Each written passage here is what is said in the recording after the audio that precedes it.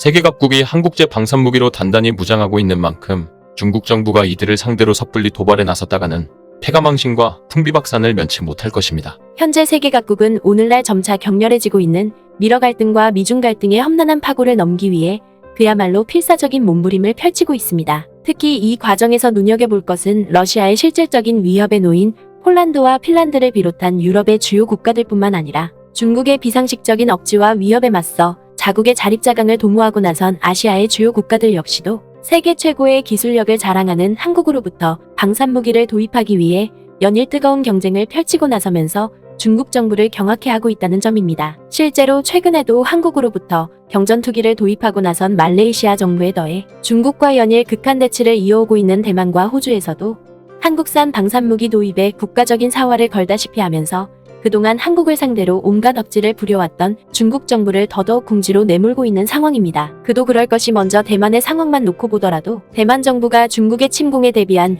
연례 군사훈련을 지난 25일에 개시하자마자 이를 못마땅하게 여긴 중국 정부가 자국 전투기를 동원해 대만의 방공식별구역을 불법적으로 침범하는 상황까지 벌이면서 이에 분노한 대만 매체들이 한국산 방산무기 도입을 적극적으로 주창하고 있다는 점입니다. 이와 관련해 최근 대만의 유력 매체인 타이베이 타임스는 폴란드 정부가 러시아의 위협에 맞서기 위해 한국제 방산무기를 역대 사상 최대 규모로 도입한 만큼 오늘날 중국의 거센 위협에 놓인 대만 정부 역시도 이를 적극적으로 따라 배울 필요가 있다고 보도했습니다. 먼저 이 매체는 우크라이나와 국경을 마주하고 있는 나토 회원국인 폴란드 정부가 한국으로부터 탱크는 물론이고 곡사포와 전투기까지 구매하겠다는 입장을 지난 금요일에 전격적으로 밝혔다고 보도했습니다. 그러면서 대만 매체인 타이베이 타임스는 폴란드 국방부 장관이 자신의 트위터에 밝힌 내용에 따르면 폴란드 정부의 한국제 방산무기 도입이 역대 사상 최대 규모로 이뤄지게 될 예정이라며 매우 큰 감탄을 터뜨렸습니다. 바로 폴란드 정부가 한국으로부터 들여올 방산무기는 총 3가지로 분류되는데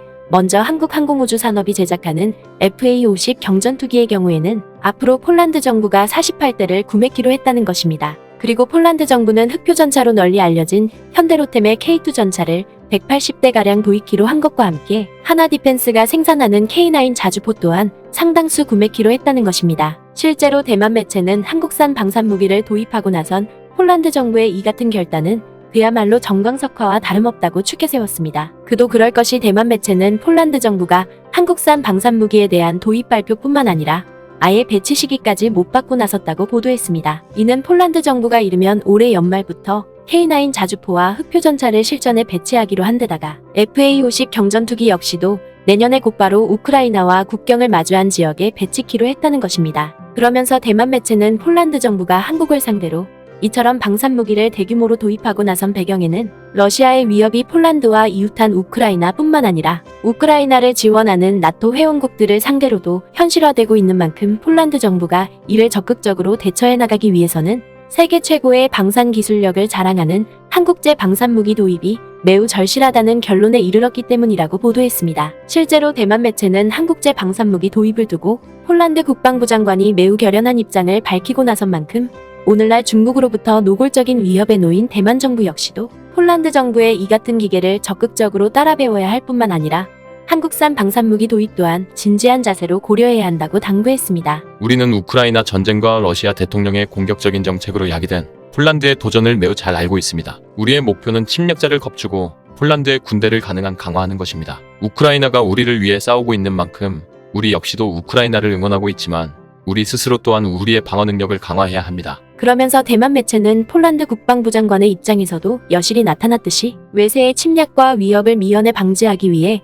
스스로 자국의 국방을 강화하지 않고서는 주권과 영토 수호는 그저 공연불에 지나지 않는 만큼 대만 정부 역시도 이를 각별히 유념해야 한다고 지적했습니다. 그리고 대만 매체의 이러한 보도에 뒤이어 호주 정부 역시도 한국제 방산무기를 대거 도입하고 나선 폴란드 정부의 뒤질세라 한국으로부터 방산무기를 도입하기 위해 연일 필사적인 움직임을 펼치고 있다는 주요 외신들의 특집 보도가 끊임없이 쏟아져 나오면서 국제사회로부터 사면초가에 놓인 중국 정부를 더더욱 아연실색해하고 있는 상황입니다. 최근 미국의 대표 방산 매체인 브레이킹 디펜스는 호주 정부가 2030년에 퇴역을 앞둔 콜린스급 잠수함을 대체하기 위해 한국으로부터 최신 디젤식 잠수함을 도입키로 했다며 이를 대서특필했습니다. 먼저 이 매체는 지난주 목요일에 호주 정부가 비공개로 마련한 만찬 자리에 호주 주재 한국 대사를 비롯해 한국의 국방부 관계자와 대우조선해양 관계자들이 참석했다고 보도했습니다. 그러면서 미국의 방산 매체인 브레이킹 디펜스는 호주 정부가 이처럼 한국을 상대로 비밀 만찬을 주최하고 나선 것은